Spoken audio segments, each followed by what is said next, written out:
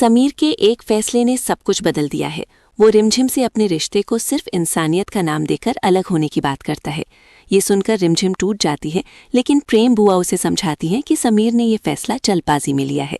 उधर समीर मंदिर जाकर कसम खाता है कि उसने रिमझिम को कभी पत्नी नहीं माना, लेकिन उसी पल वो बेहोश हो जाता है। रिमझिम उसे संभालकर कमरे में लाती है और पूरी रात उसकी देखभाल करती है। उसके दिल में दर्द है, पर प्यार भी उतना ही गहरा है।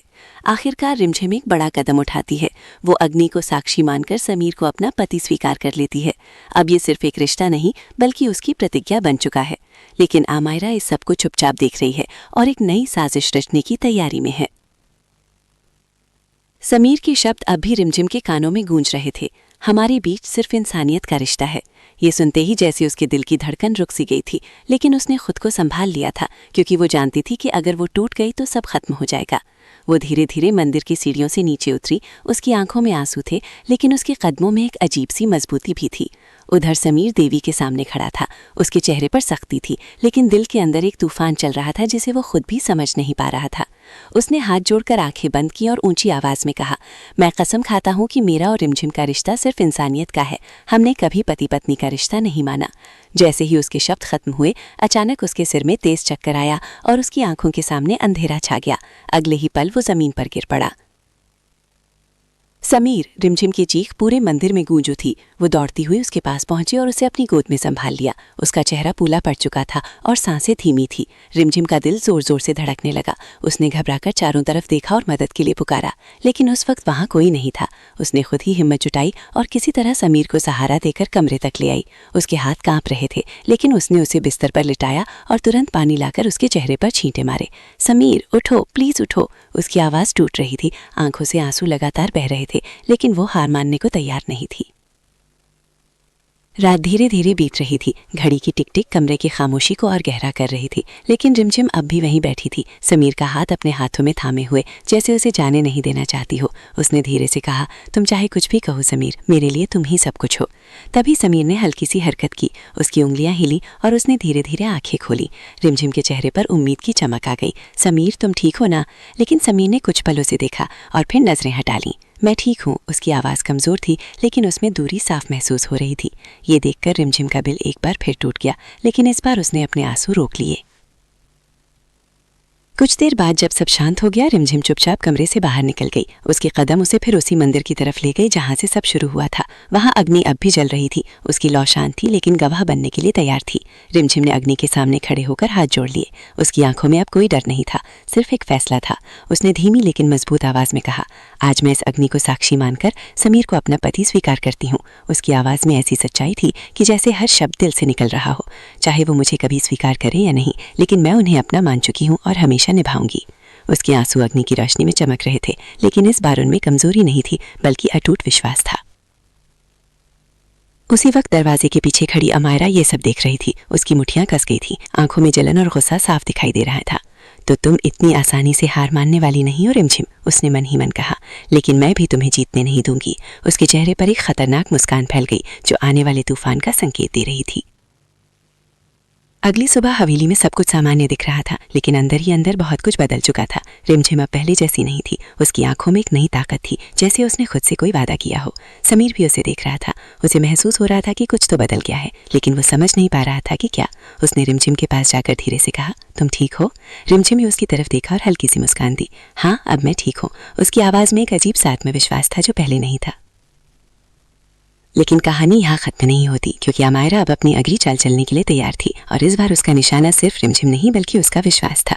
अब देखना ये था कि क्या रिमझिम अपने इस फैसले पर कायम रह पाएगी, क्या समीर कभी उसके इस प्यार को समझ पाएगा, या फिर अमायरा की नई साजिश एक बार फिर सब कुछ बिखेर देगी। कहानी अब और भी खतरनाक मोड़ लेने वाली थी।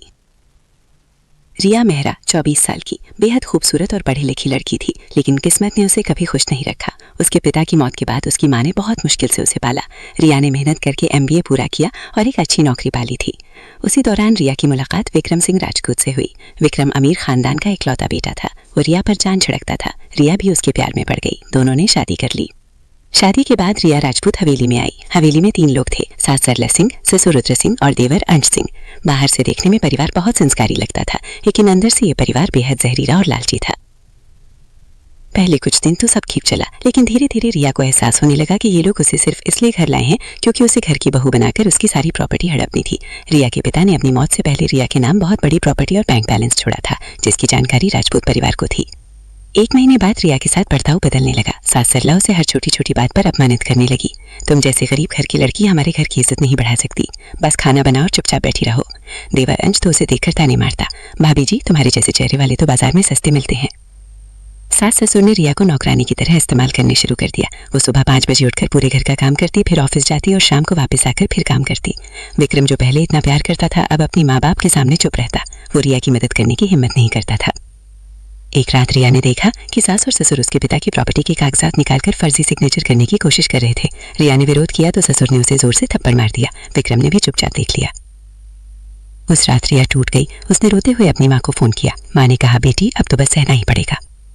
लेकिन रिया ने फैसला कर लिया, अब वो सहने वाली नहीं बदला लेने वाली बहू बनेगी। अगले दिन से रिया ने अपनी रणनीति बदल दी। बाहर से वो बहुत आज्ञाकारी, सीधी साधी और मासूम बहू बनकर रहने लगी। अंदर से वो हर उस बात को नोट करती जो परिवार के खिलाफ इस्तेमाल की जा सके। रिया ने चुपचाप सबकी कमजोरियां ढूंढनी शुरू की। सास सरला सिंह को सोशल स्टेटस का बहुत शौक था। वो हर पार्टी में बड़ी बड़ी बातें करती थी। ससुर रुद्र सिंह का सबसे बड़ा राज था, वो एक औरत के साथ अफेयर चला रहे थे और उस औरत को बहुत पैसे देते थे। देवर अंश नशे का आदी था और गलत लोगों के साथ लेन देन करता था। विक्रम सबसे कमजोर था, वो माँ बाप से डरता था। रिया ने धीरे धीरे सबूत इकट्ठा करने शुरू किए और रात में चुपके से फोन रिकॉर्डिंग करती, उनके कमरे के बाहर सुनती और जरूरी डॉक्यूमेंट्स की फोटो खींच लेती। 6 महीने बीत गए। रिया पूरी तरह तैयार थी। पहला कदम देवर अंश को फंसाना। रिया ने जानबूझकर अंश को नशे की हालत में फंसाया। एक पार्टी में उसने अंश को इतना शराब पिलाई कि वो बेहोश हो गया। फिर रिया ने पुलिस को गुमनाम कॉल करके बताया कि अंश ड्रग्स की तस्करी कर रहा है। पुलिस ने अंश को गिरफ्तार कर लिया। सारा परिवार हॉस्पिटल और थाने की चक्कर काटने लगा। दूसरा कदम ससुर रुद्र सिंह।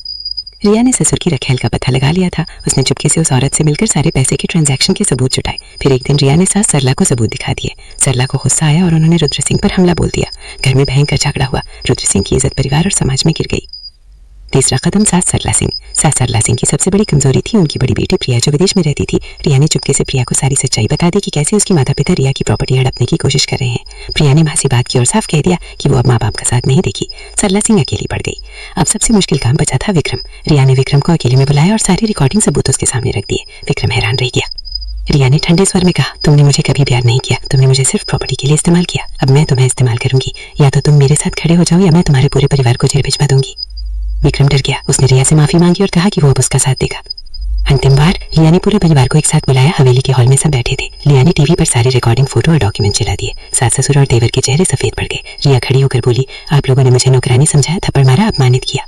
सोचा कि मैं गरीब हूँ तो कुछ नहीं कर सकती, लेकिन आज मैं आपको दिखाती हूँ कि बदला लेने वाली बहू कैसी होती है। उसने पुलिस को पहले से बुला रखा था। पुलिस अंदर आई और ससुर रुद्र सिंह, सास सरला सिंह और देवर अंश सिंह को गिरफ्तार कर लिया। उनके खिलाफ प्रॉपर्टी फ्रॉड, ड्रग्स और मनी लॉन्ड्रिंग के केस दर्ज हुए।